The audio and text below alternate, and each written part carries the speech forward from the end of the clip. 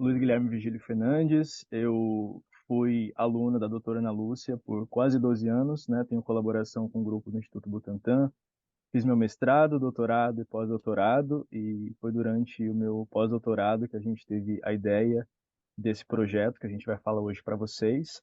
Atualmente estou como pesquisador visitante aqui nos Estados Unidos, no Departamento de Agricultura dos Estados Unidos.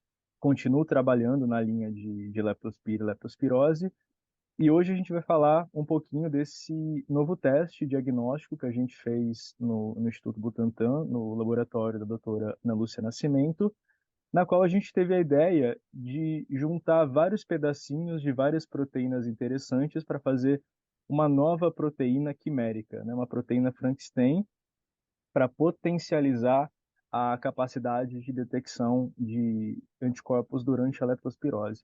Então, a ideia desse projeto foi, como existem muitas espécies e sorovariedades de leptospira, a gente olhar todas elas, ver quais eram as proteínas em comum entre todas elas e quais eram as proteínas mais abundantes, filtrar todas essas proteínas e, dentro delas, selecionar pedacinhos de interesse e juntar todos eles numa superproteína que a gente chamou de proteína quimérica 2. E aí a gente testou a aplicação dessa proteína quimérica 2 e a gente viu que ela é muito eficiente em diagnosticar a leptospirose, principalmente na fase inicial, na qual os outros testes acabam falhando em detectar a doença. Então, meu nome é Ana Lúcia Oller do Nascimento. Eu sou pesquisadora no Instituto Butantan há muitos anos. E essa pesquisa começou quando eu fui coordenadora geral do projeto Genoma de Leptospira interrogans, que foi a segunda, Sorovar Copenhagen, que foi a segunda leptospira sequenciada no mundo. Esse foi um projeto bem amplo, financiado pela FAPESP, que teve participação de vários grupos, inclusive de pesquisadores internacionais, americano, holandês. E depois dessa maratona de sequenciamento e anotação de genoma, deu para perceber o quão pouco a gente conhecia da leptospira e essa necessidade de desenvolver uma vacina e um teste de diagnóstico que fosse mais rápido em termos de fazer e que pudesse também diagnosticar a doença mais precocemente do que ela é diagnosticada, né? Então, o meu grupo começou a trabalhar nesses dois fronts, né? E também para tentar entender um pouquinho a patogênese da leptospira, né? Entender um pouco o que acontece com a doença. E desde então, isso já faz mais de 20 anos, né? A gente já encontrou algumas proteínas interessantes, né, para diagnóstico, mas elas se concentram sempre quando o MAT já é positivo. Então, não seria interessante para um diagnóstico precoce, né? E que é diferente dessa que o Dr. Luiz juntou diferentes partes, né, mais imunogênicas dessas proteínas que altamente expressas na bactéria, e montou essa quimera e que a gente conseguiu esse resultado interessante já enquanto o MAT dá negativo, mas é um falso negativo, porque a gente sabe que depois tem a soroconversão desses anticorpos aglutinantes. Então, a gente achou bem interessante e aí nós pedimos a patente dessa proteína para que a gente tivesse a oportunidade de realmente montar um teste diagnóstico.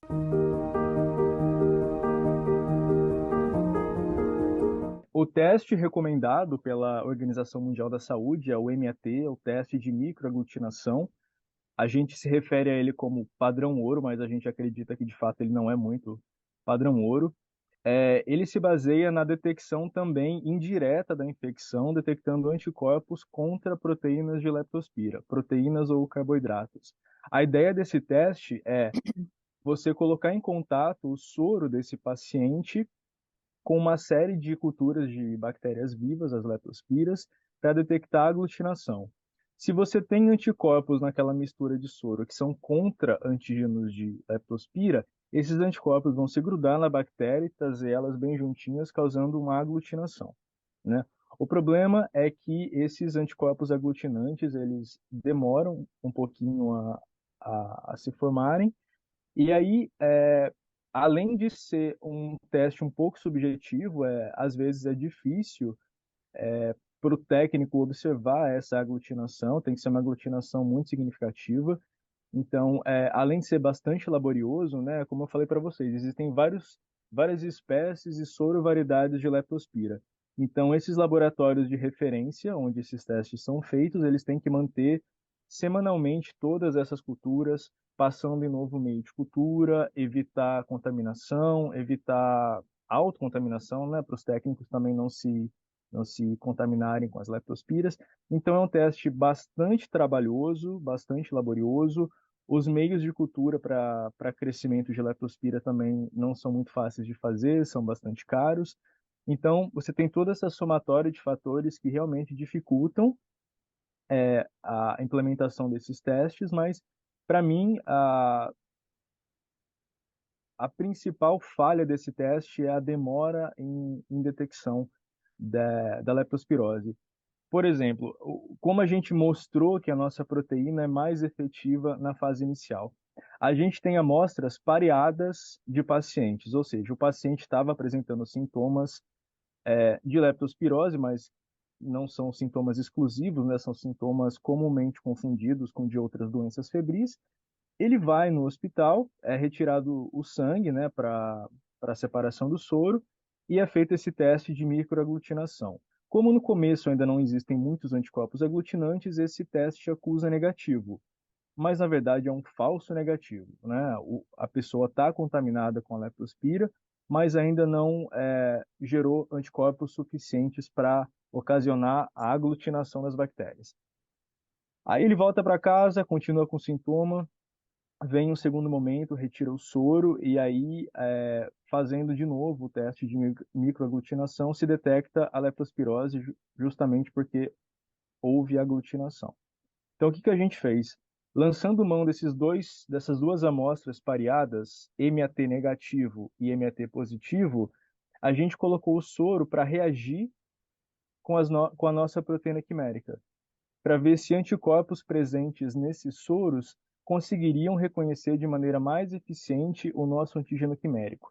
E como a gente criou uma proteína para potencializar essa detecção, a gente pegou todas as proteínas mais abundantes e mais interessantes e colocou os pedacinhos mais interessantes numa superproteína, a gente conseguiu maximizar esse sinal de detecção e aquelas amostras que eram MAT negativas, mas que a gente sabe que eram falsos negativos, elas foram reativas com a nossa proteína quimérica. 75% dos soros foram reativos, que é um resultado bastante interessante. E, é, justamente por ser uma proteína quimérica, a gente não precisa ficar cultivando leptospira, a gente consegue produzir essa proteína em outra bactéria, e é uma das vantagens, acredito eu.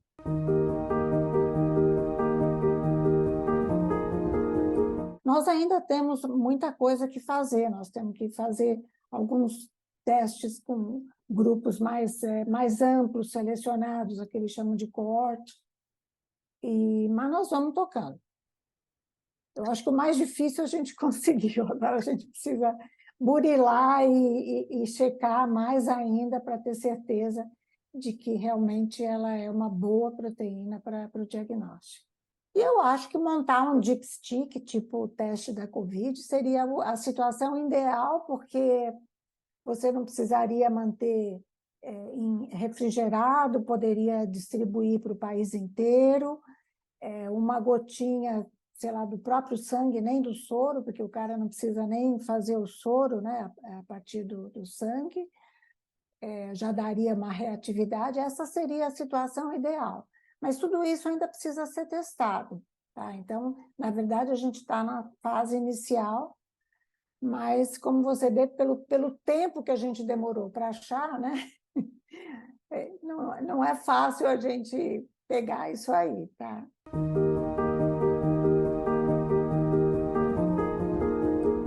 A gente não consegue estimar exatamente o quão rápido é essa detecção, porque a gente não tem acesso ao prontuário desses pacientes. A gente não sabe há quanto tempo eles apresentavam os sintomas ou há quanto tempo eles tiveram um contato de risco que poderia ocasionar a infecção.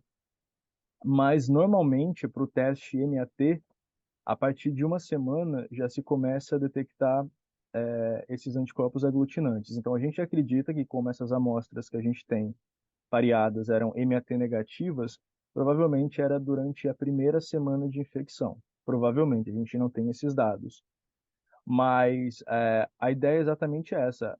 Como você ainda teria poucos anticorpos aglutinantes, a gente consegue maximizar a detecção desses anticorpos utilizando a nossa proteína quimérica.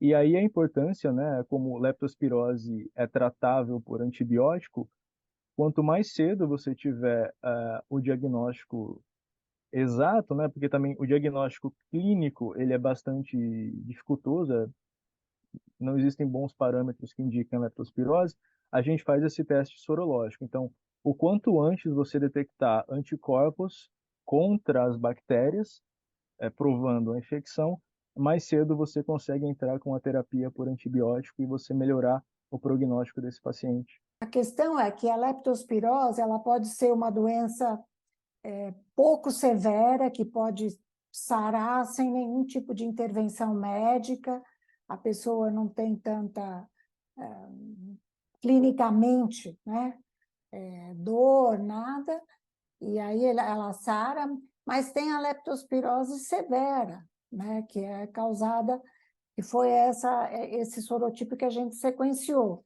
que é essa íctero hemorrágica, tá?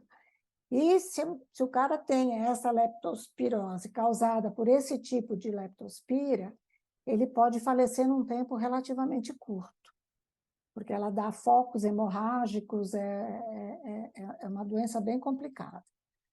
E o que isso ajudaria? Ajudaria que é possível que a gente consiga diagnosticar e que possa ter uma intervenção médica mais rápida e que salve vidas, né?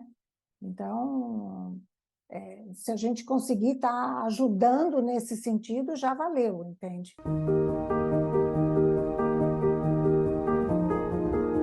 É importante as pessoas estarem atentas, né? Principalmente em épocas da chuva, quando a gente tem picos de leptospirose, né?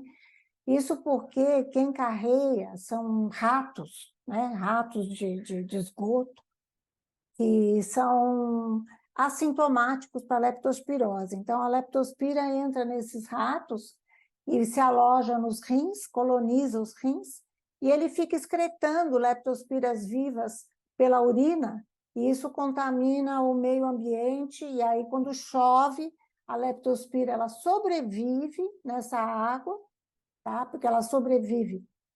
Estou falando dessa leptospira que a gente trabalha mais, tá? Essa icter hemorrágica. Ela sobrevive e ela pode penetrar na pele dessas pessoas que estão aí na enchente, que foram pegas de surpresa. Não precisa estar machucado, tá? O fato da pessoa estar com o pé ou a perna na água, aquilo causa uma dilatação de poros, né, que a gente conhece, e isso é suficiente para ela penetrar. Então, assim, dentro do possível, eu sei que a gente não quer tomar chuva, nem ficar preso na enchente, ninguém quer isso. Mas, assim, aconteceu, né? Sei lá, tenta lavar, chegar em casa, fazer uma higienização, não sei, são coisas que eu acho que não custam fazer e que podem ajudar, né? Porque, como eu falei, essa leptospira, que somente que a gente tem nesses centros urbanos, ela causa leptospirose severa. E aí tem que tomar cuidado.